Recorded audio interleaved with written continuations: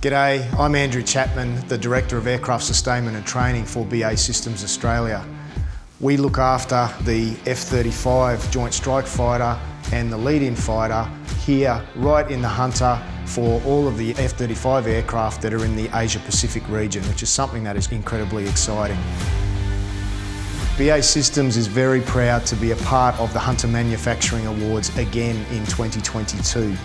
It's something that is dear to our heart, and particularly the award that we're sponsoring this year, which is all about collaborations and partnerships.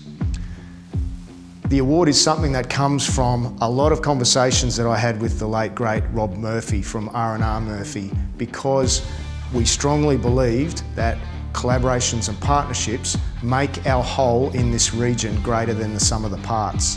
And that is something that in this environment where we need to be expecting the unexpected makes us the best of what we can be. So I wish the finalists of the Hunter Manufacturing Awards, and particularly the Partnering and Collaborations Award, all the very best.